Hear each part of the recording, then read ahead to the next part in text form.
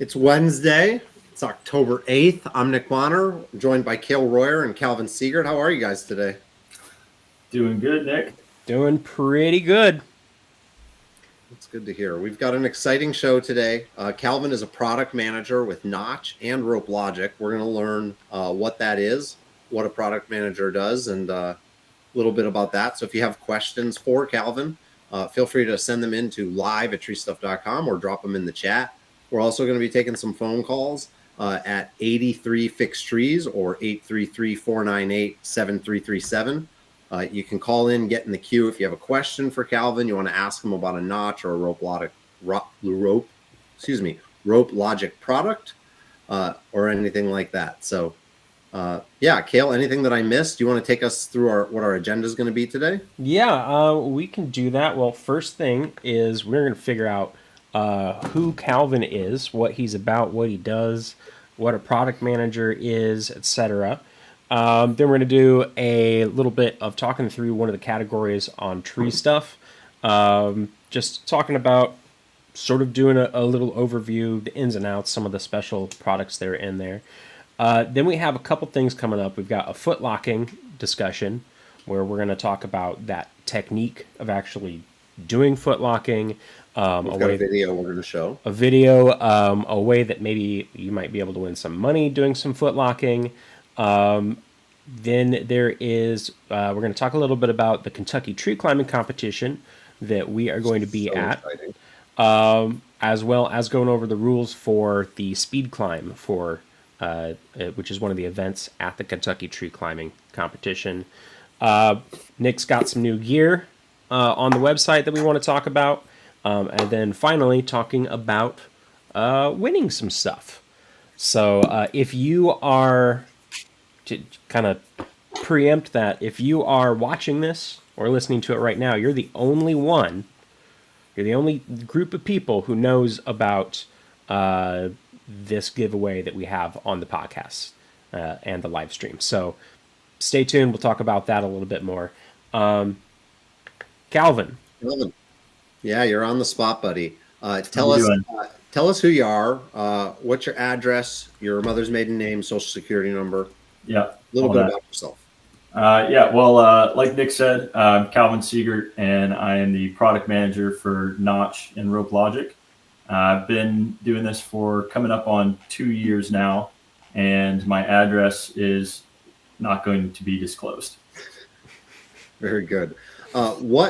What is a product manager? Because you're not an engineer or a designer or a marketer or a finance guy.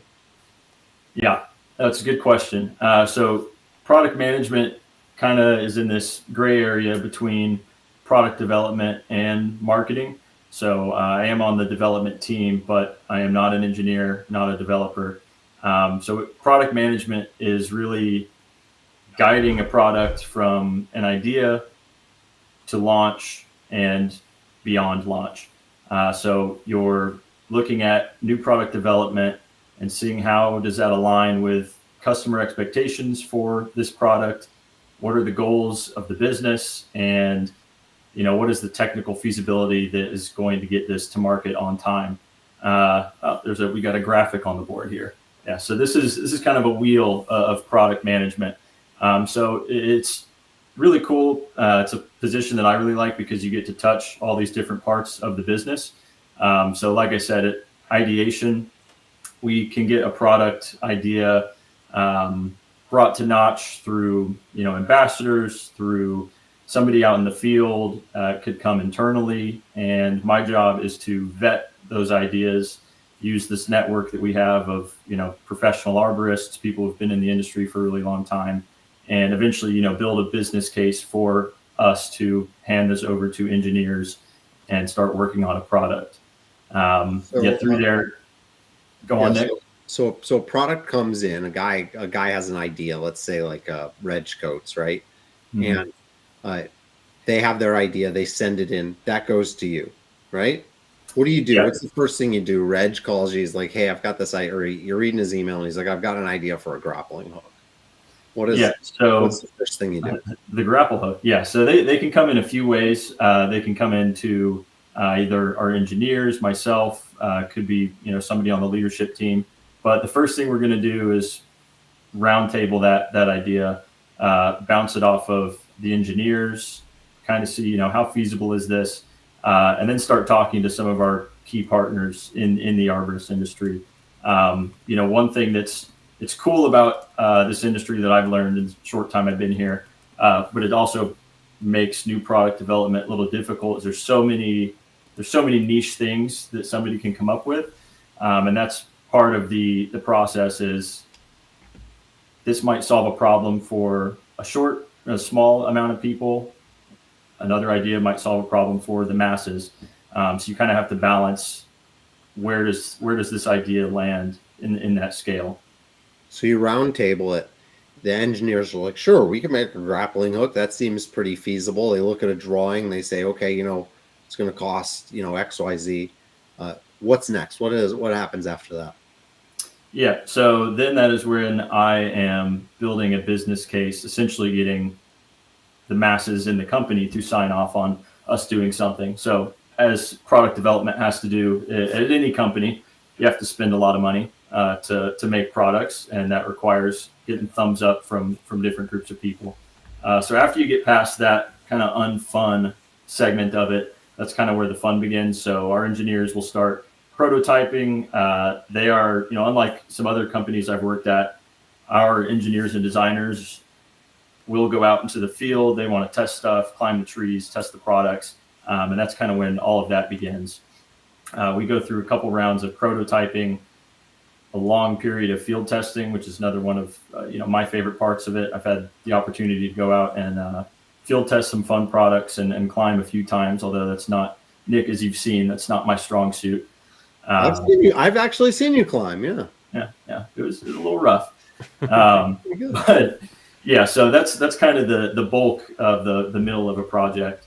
And then you kind of get into the tail end, which is how are we going to go to market? How is this going to be commercialized? Exactly what segment of the industry does it fit into? And then for me, that's when I'm working heavily with the marketing team. You mentioned the ambassadors. Tell me what it's like working with the ambassadors. Who are you talking about? Who are the Notch ambassadors, or what is there anybody that I know or that people might know that you work with? And what's it like working with that group? Yeah, really fun working with them. So you will know Mark Cadet, Krista Sterling. We have Mao down in down in Colombia. Yep. He's our South American ambassador. Awesome guy. Just got to meet him for the first time a couple months ago.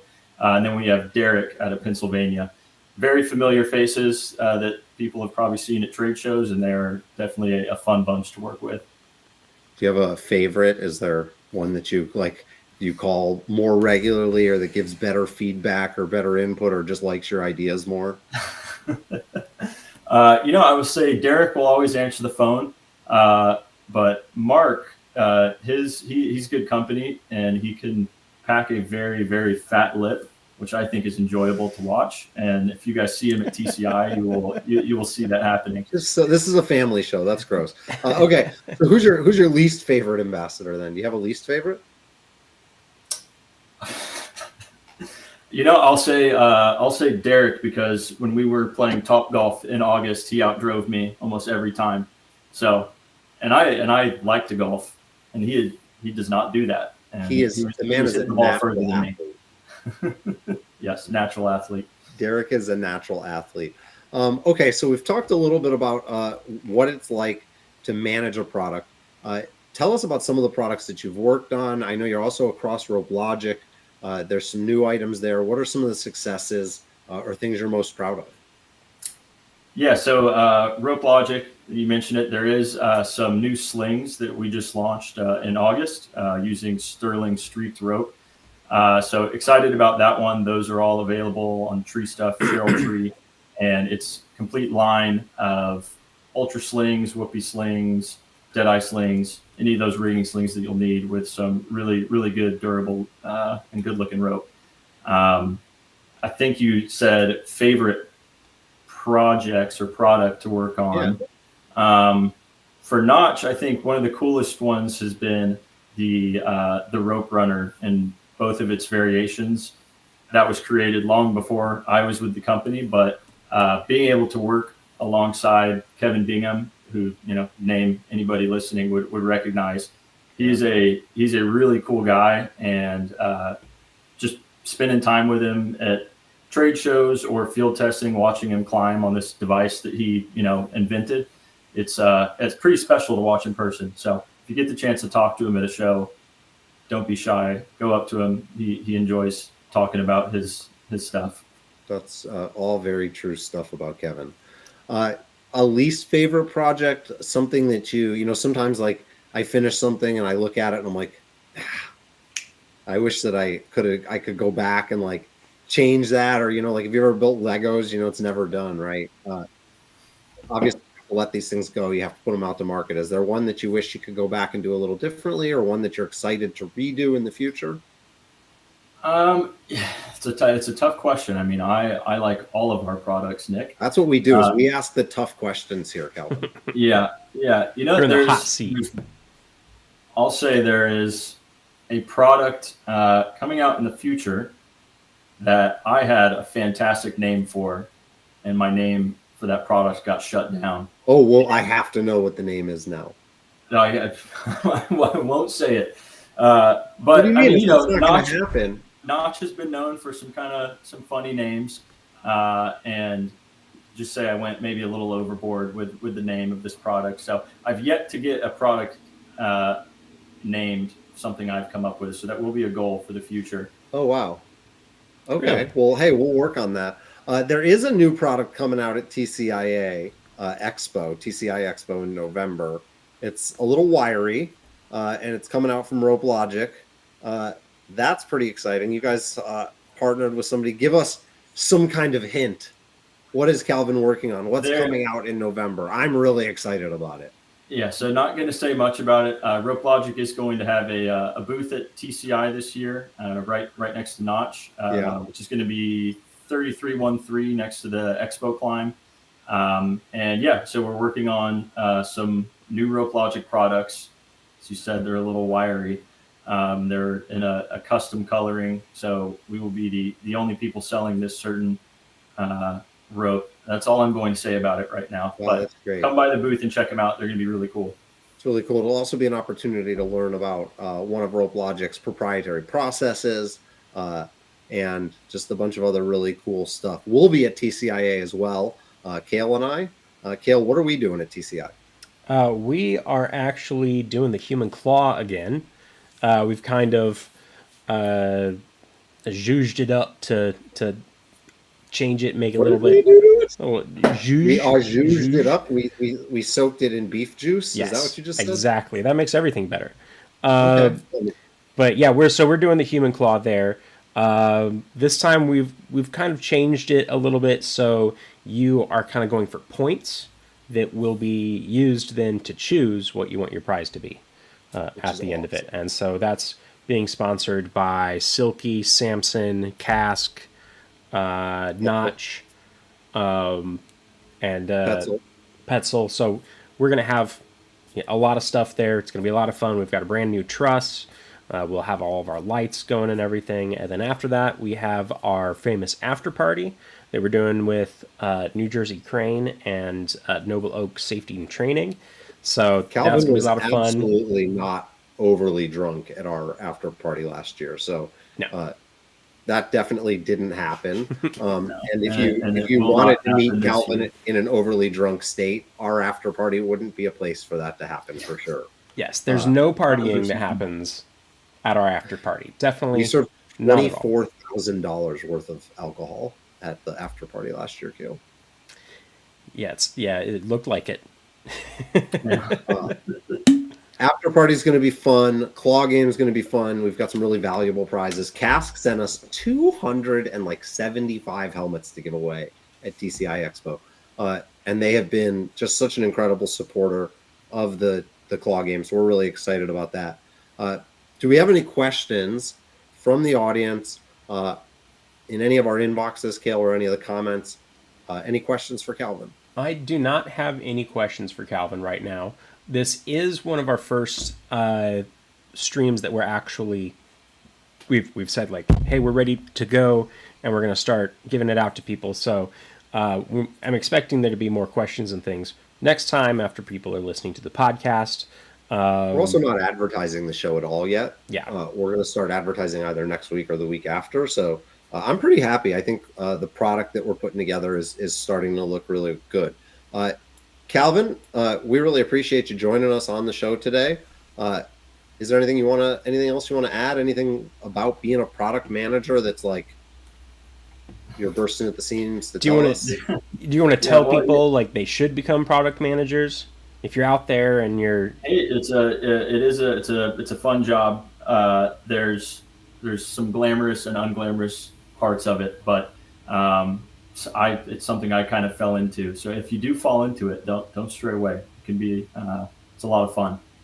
And typically when there are no questions to me, that means I answered everything while I was talking, and people can't even think of a question to ask. Yeah, exactly. But I appreciate you guys having me on. Like I said, we'll be at booth 3313 at TCI next to the Expo Climb. Rope Logic will be right next to it. And then I will be at the Charlotte Tree Climbing Competition November 21st through the 23rd, showing off some of the new products that we will be launching at TCI. So if you're going to be there, you can come get some hands-on with them, talk about Notch, talk about Rope Logic. And excited to see some people in the next month. If you have questions for Calvin, or if you have a product idea that you'd like to see brought to market, you can email live@treestuff.com, and I will put you in touch with Calvin, and he can tell you about how your idea might come to market or how it might not come to market. Calvin does crush a lot of dreams and break a lot of hearts, but he also works with some of the most well-known inventors in our industry, and would be the guy to bring your idea or product to the masses. We'd love to help you do that. I know Calvin would. Thanks so much for being on our show, buddy. It's been really nice, and hopefully we'll have you on again. Yep. Thank you, guys. See you later, man. Calvin. Keep up the good work. Calvin has done a great job since he joined. He didn't talk about it because it's really boring, but he has dramatically improved the merchandising of a lot of the Rope Logic products, which sounds really awful and boring, and it is. But man, if you go and look at like a whoopee sling or a loopy sling and you compare that listing to 6 months ago, it's so much better. He's made the items more shoppable. He has improved all of the product listing data, MBS tables, and really put a lot of work into things that are just to make things better for the customer. Just makes it easier. Don't make us more money. Hats off to Calvin for that. Let's do a category, Cale. Have we ever on this actually introduced like who we are on this show? Do you want to talk a little bit about who we are first? We did on our first episode, but how I'm joined by Cale Royer. Cale is down below me on the screen here, but has been working with me for going on almost 10 or 11 years now. Yeah. And it's primarily been the two of us driving what you see at TreeStuff. Cale lives with his wife Jenna and his two sons in Fort Wayne, Indiana. Is a real family man. Cale, you enjoy woodworking, going to the zoo. What else? What are some of your other hobbies? Oh boy, art. I named the two big ones. Yeah, just in general, woodworking, art, just being outside, a lot of it.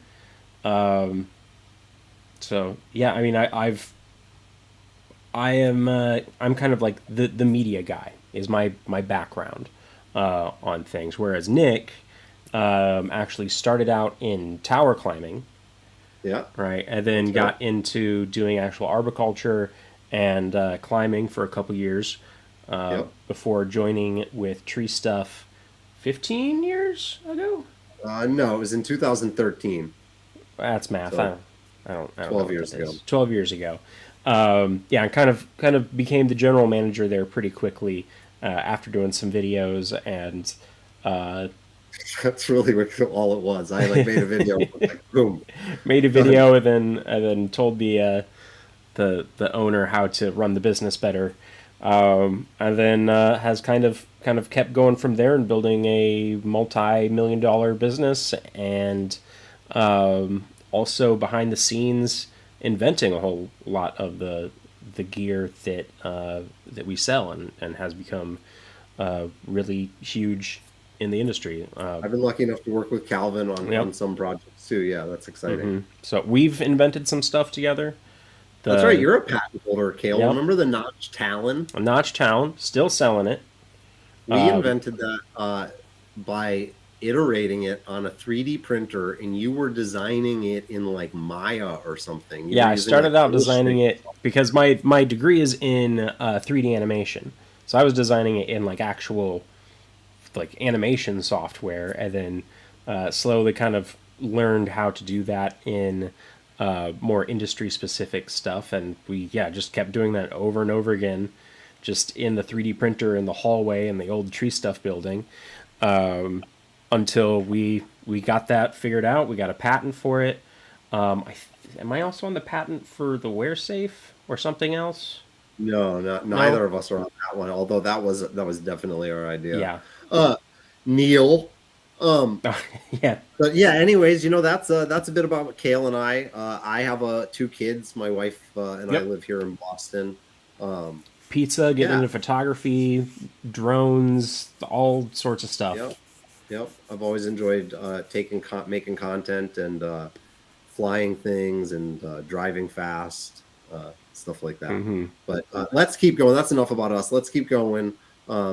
If people have questions or want to know anything else about Gail and I, we're happy to share it for sure. Yeah. We're going to spin a wheel now, and I guess I'm going to get quizzed All right. on how much you know about one of our categories randomly. Let's see It just terrifies me. Please don't be PhD. if it works.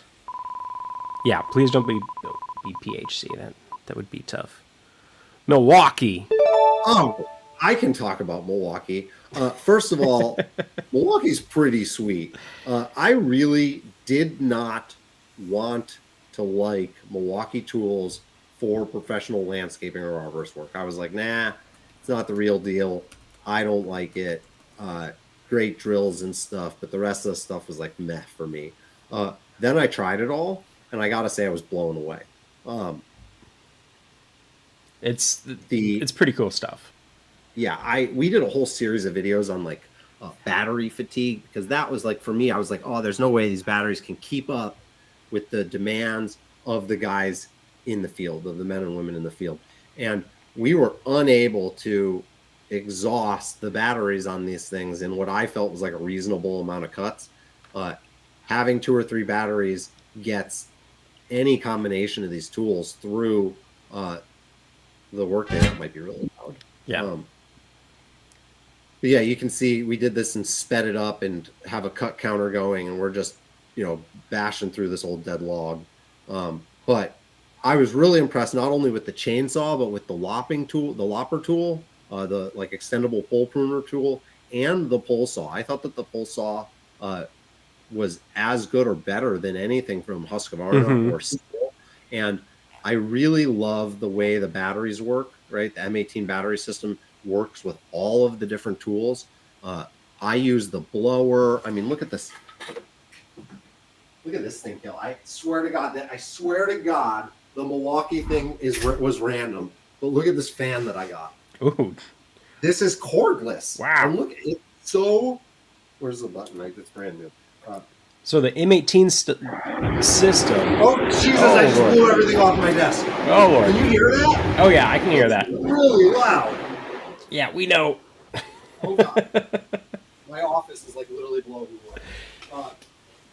No, I actually have 2 of the Milwaukee fans. I have the smaller fan too, right here as well. This fan's really nice. I actually like the smaller one better. And so the thing about the M18 fuel batteries, correct me if I'm wrong, is that any M18 fuel battery, no matter what size it is going to work with all of the tools. All of the tools, and like that's man, I've got one of the trouble lights. I've got the vacuum. The trouble light is really cool because you can turn it and it'll go from like a 360-degree beam to a flat 180 beam. My wife takes that outside when she takes the dogs out at night. No, the Milwaukee Do we stuff have is that? really nice. Obviously, the impact driver, the drill, the general contractor tools like the Sawzall, those are all top of the line. But the double battery chainsaw, man, that thing rips. The That, single battery top handle chainsaw, also a ripper. yep. Uh, I really think that if people give these tools a chance, when they realize how much quieter they are, how much faster they are to start, how much less pulling on the starter cord you have to do, keeping them for the chipper, for the bucket. They're great tools. Will these This is the replace double one.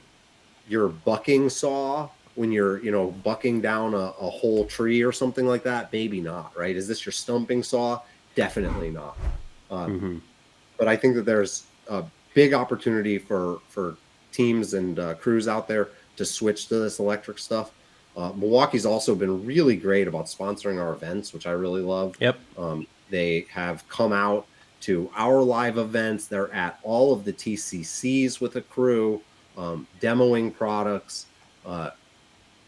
Really nice people. They've invested a tremendous amount of money in the arborist market specifically. That blower's awesome. The double blower, the double battery blower is like ridiculously powerful. My kids actually, I have a cargo bike, and the whole inside of it is like expanded polystyrene foam, like a bike helmet.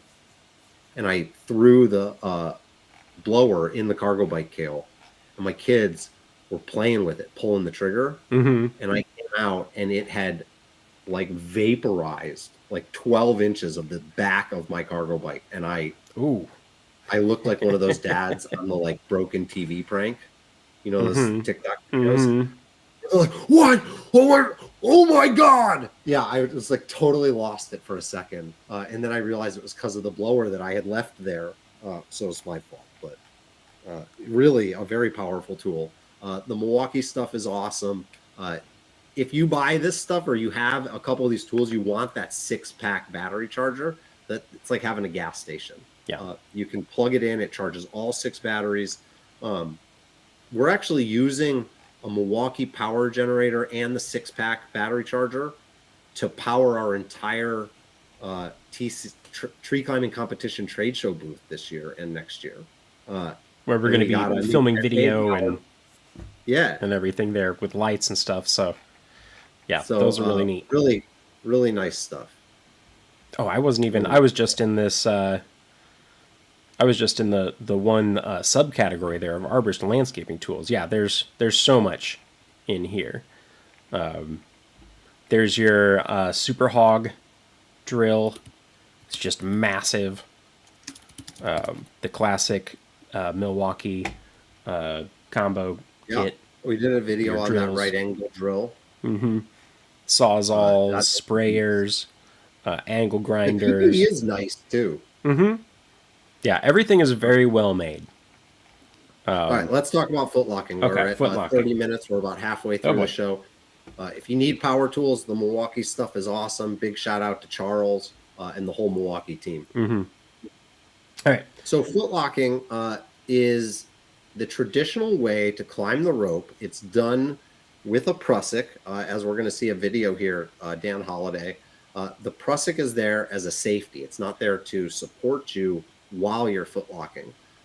Dan is going to show us a technique where he reaches up with 2 hands. He's going to hold his weight by gripping the rope, lean back, and raise his feet up as high as he can. Generally aiming for a height around your belly button is what I aim for. I'm not sure what he's going to say. At which point he's going to cross his feet around the rope. His underfoot is going to bring the rope up, and he's going to step on that rope between his 2 feet, and then stand up in a kind of a squat motion and explode upwards, grab the rope high, and repeat the process. Let's take a look at it. We're going to put I use my left leg, so the rope is going to go around the outside of my left boot. Then as you leave the ground, you're going to pull yourself up with your arms, hook your right foot under the climbing rope, bring the climbing rope around and stamp your right foot onto the top of your left foot to trap the rope, and in essence going around your left boot and stamping on it creates the friction, and you can actually stand on your own foot and push yourself up I the wish I road. had a British accent. Once you've done that first part of it, extend your arms, push the friction hitch as high up as you can, and then just repeat that technique. With this, practice makes perfect. Let's see it, Dan. Show us. There he goes.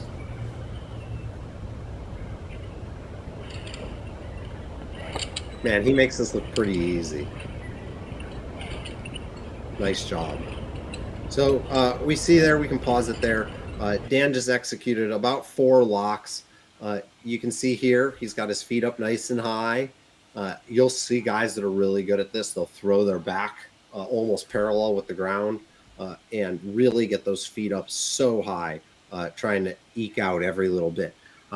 You're probably asking yourself why we're showing you this outdated video of Dan Holliday footlocking. And the reason is because I haven't made a footlocking video yet, which I mean, it's on my list.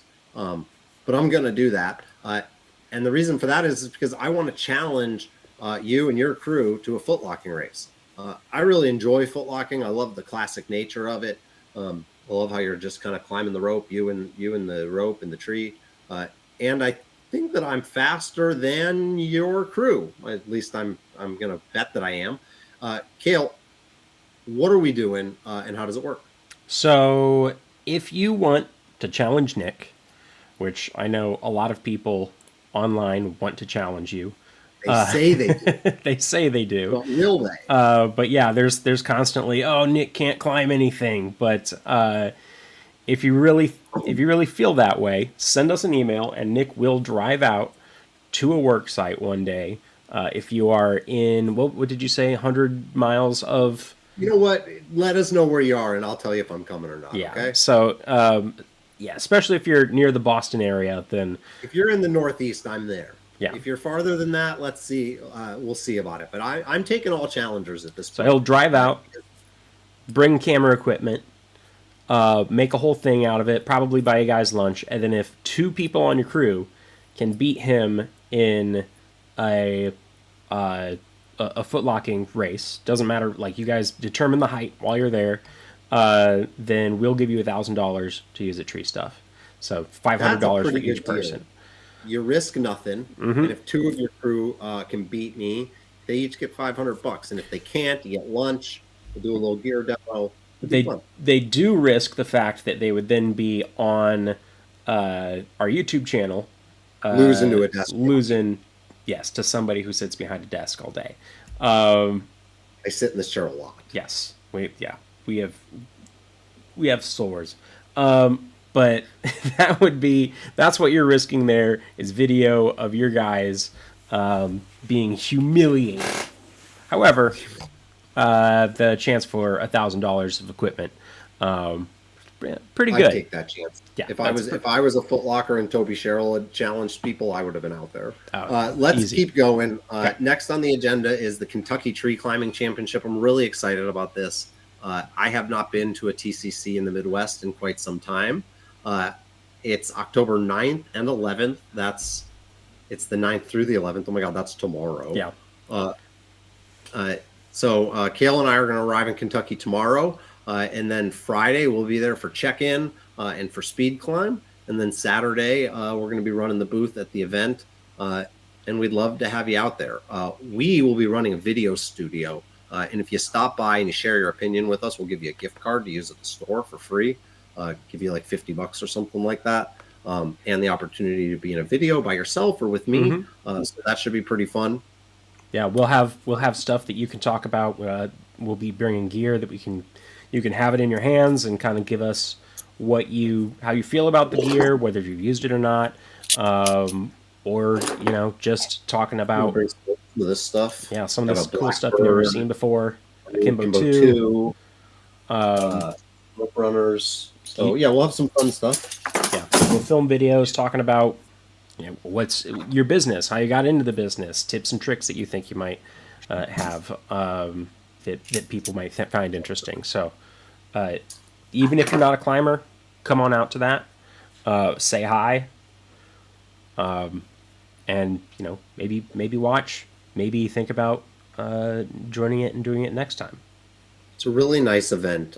You see, if you come by Friday, aim for the afternoon. You can check out the Blade Speed Climb or do a walkthrough of the events. I think that walkthrough is really awesome. You get to see all the questions that everybody asks and learn about each event. They're going to discuss the rules and procedures.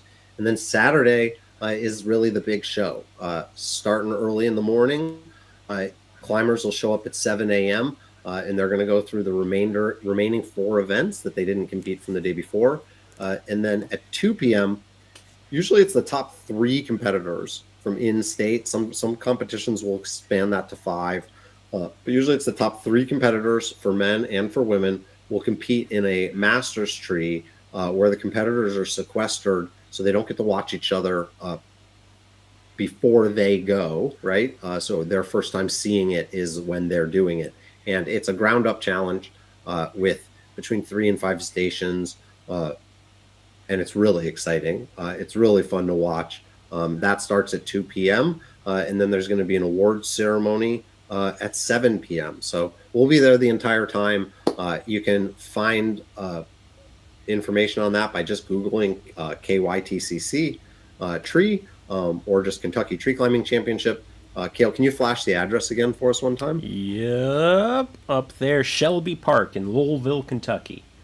So October 9th through 11th, we'll be on site the entire time, the 10th and 11th, and you'll probably be able to find myself or Cale there on the 9th as well. So we're really looking forward to seeing everybody. I can't believe that's tomorrow. That's, yes.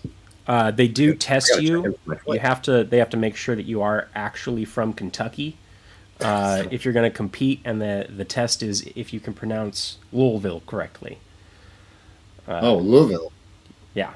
You don't come in there saying Louisville or Louisville. It's Louisville. All right. Last week we talked about the throw line. This week we're going to talk about the speed climb. And this is not the ascent event. That's different. Blade speed climb is where the climber is just racing and rushing to the top of the tree, right? Yeah. And that's a fully, like, they've set things up in the tree for you to grab onto. Is that correct?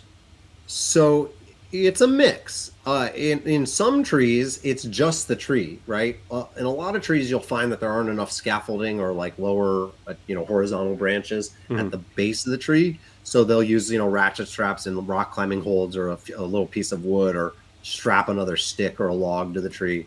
I know we've done that when we set up Blade speed climbs, but I've seen it done in like spruce trees where there are natural branches the whole way up. Okay. I've also seen a ladder used at the beginning. But let's go ahead and read through the rules. So it's your responsibility to be equipped with an approved helmet and approved eye protection. Yep. An approved tree climbing harness and approved clothing and footwear. I've also seen where they've used different types of harnesses, like where they've used fault protection harnesses, and sometimes they'll provide that. I mean, whichever way it is, you're going to be hooked in. Yeah, and you need to show up prepared with your own harness, which I think is obvious and implied for the tree climbing competition. Yeah, this is not a TreeStuff tree climbing competition. Make sure you have your own stuff. If you're coming to one of ours, we've got everything.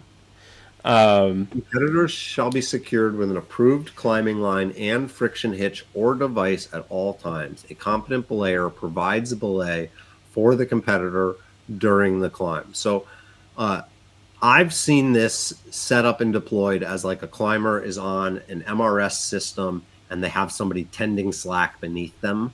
I've also seen this set up where the climber is being belayed with like a Petzl rig or an ISC D4. Let's keep reading. Competitors signal the judges when ready and wait for the event head judge to signal that the timers are ready to begin. Judges start the clock when the second foot leaves the ground. So that's important. You can get your first foot up, and make sure that you reach up as high as you can. You don't have to have both feet flat on the ground. The judges stop the clock when the competitor rings the final bell with their hand. Okay. Here we go. final bell with the hand shall follow the predetermined route and remain secured at all times. So they're going to have an actual way that you can go up. It's literally, it's not, you're not figuring out how to go around the system, and and oftentimes that's literally just speed. Follow the rope. Yeah. After completing the climb, the competitor is responsible for bringing the climbing line back to down the predetermined route in the tree to reset the course for the next competitor. That's a big one. And that's why, you said like they're following the rope. You need to set it the same way so for the next competitor. That is important, but it's not necessarily relevant to your run because it's done afterwards. Read us to 6.2.8. This is what I was thinking of when we were looking at it earlier. When technician belayed, the competitor may not use a section of the climbing line from the termination attachment on the climbing harness to the top pulley block to advance their position. If this section of the climbing line is used to advance position, the first offense will generate a warning. A second offense will generate a disqualification. So this is another part. It's not rope climbing. It's not foot locking. You can't grab onto the rope and get yourself up there. It does say to advance the position. So if you're just going from side to side and trying to get around your rope, that's not a problem. But yeah, it's just hands and feet. You can use, and that's the thing is in 610, right? You can, or in 9, you can use the section of the climbing line from the pulley back to the ground. So as it is even if you're being belayed on it, you're allowed to use it as if it's an MRS system to pull yourself. And if you are self-belayed with an MRS prusik and it's being tailed from below by the technician, you're allowed to use the falling side of that rope as well, just not the bitter end, is the way that I interpret this. Okay. Competitor who breaks a limb larger than the predetermined maximum may be disqualified. See, I disagree with this. This should be a shall, right? Like if Cale breaks the limb and gets disqualified, and I break the limb and I don't. Yeah. Why? To me, this should be very binary and objective. And by doing this at discretion, it's become subjective. I don't like that. Scoring the belayed speed climb. 10 there will either points. be 3 or 5 timers. When 5 timers are available, high and low times are thrown out, and remaining 3 times are averaged. That's complicated. Yeah. So you've got 3 or 5 belayed people timing this, and you're taking the middle 3 and averaging them together to get your actual time. Event is based purely on time. Fastest competitor to the top is the winner, receives 10 points overall for the competition. Remaining competitors' scores are calculated by subtracting the fastest competitor's time from the times of each of the other competitors. The remaining competitor scores calculated. For every 2-second difference in time between those scores, 1 point is deducted out of the possible 10 points from the score. So you're taking your fastest climber.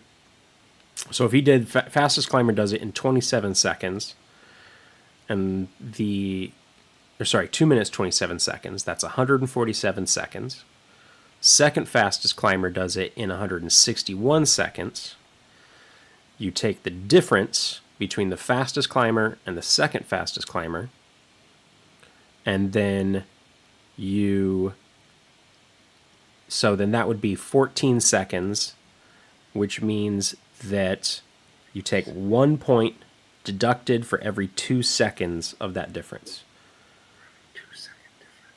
That is something you can only see, you can only figure out by looking at the math. So because there was a 14-second difference, you take that 14-second difference between the first climber and your score, divide that by 2, and then you deduct those points from the possible 10. But if I do it 20 seconds faster than the second guy, then nobody gets any points except for the first guy? No. So If you do it 20 seconds faster. So you're saying if you're in second place, 20 seconds No, I'm faster. in first place. You're in first and I do place. it in 2 minutes. And you do it in 2 minutes and 40 seconds. You get no points. So the difference would be 40 divided by, yeah, I would get no points. This is too complicated. So yeah, this says, so if I deal with numbers all day long. this is, yes, but This so is this is my jam, and I'm a little confused. Anyways, let's keep going. in their example the scoring here is confusing, but here's the thing: you want to be first, okay? Not Yeah. second. yeah, Don't aim for second. Don't be unsportsmanlike. Don't be unsafe. Breaking a limb will result in a 1-point penalty. Up to 2 will be allowed unless it's due to unnecessary force. A third within the range.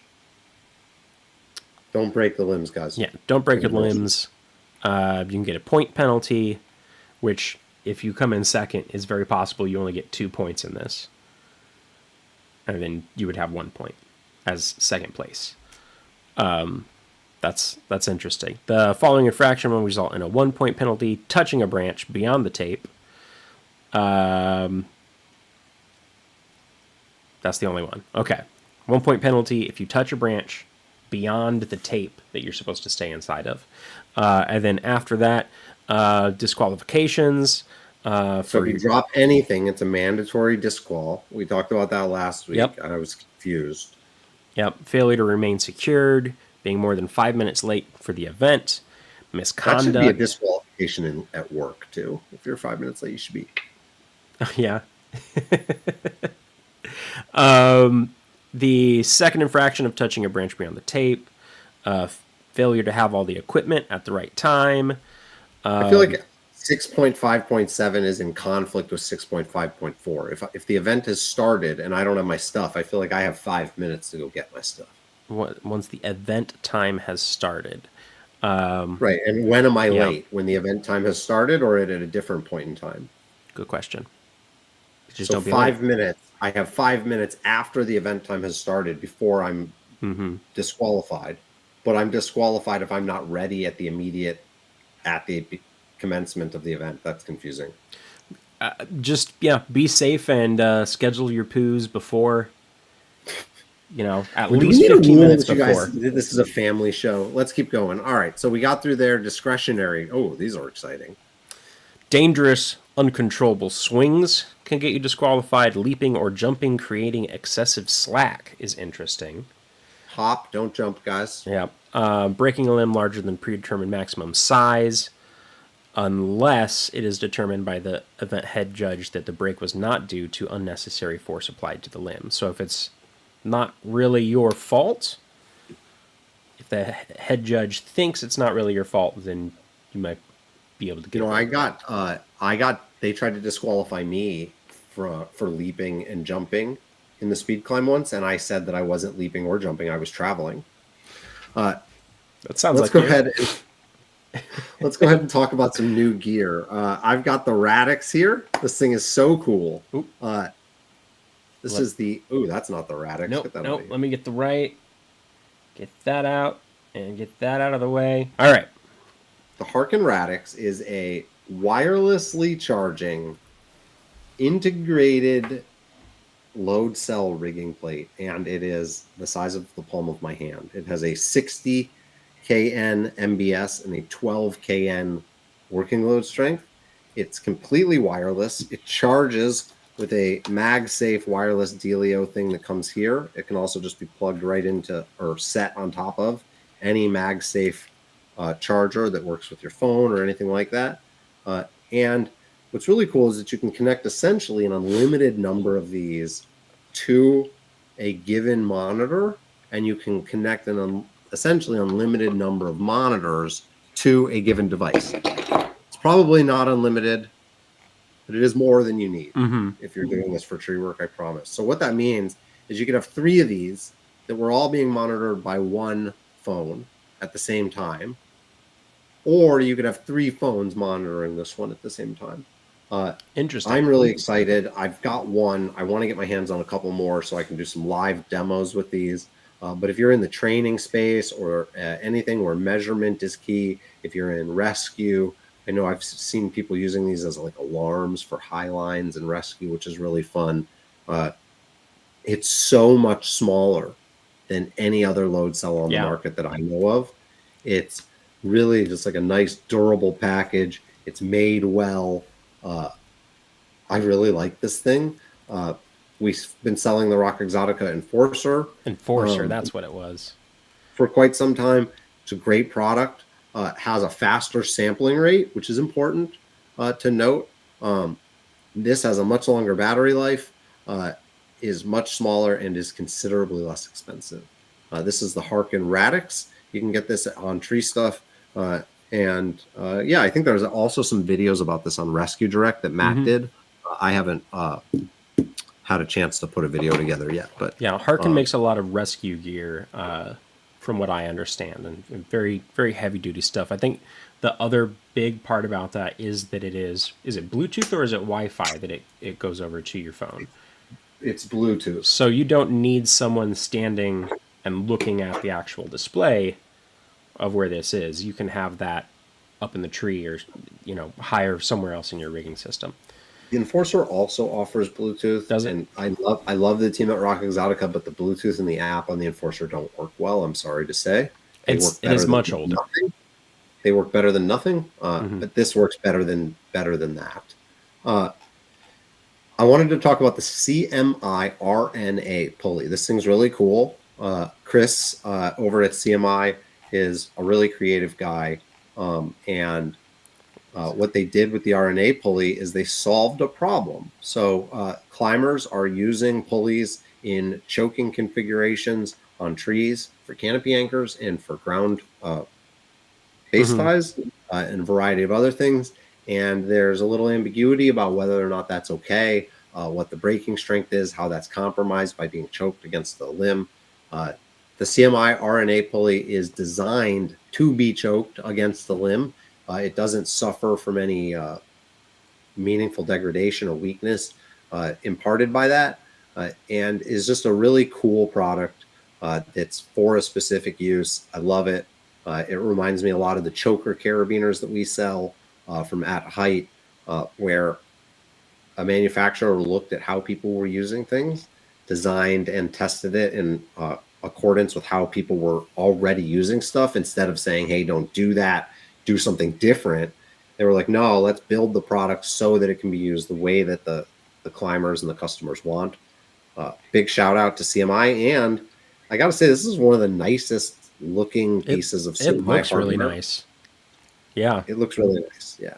It's really nice. Yeah, because when you think of CMI stuff, usually you're thinking of like the big beefy blocks that they have that are simple, and this is kind of our CMI big thing that we have. Yeah, right. But that's a standard. But this looks really nice.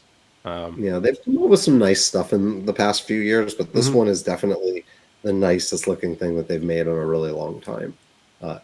So yeah, kudos to that team. We wanted to talk about Zamberlan really quick. We just brought in a whole new line of boots from Zamberlan.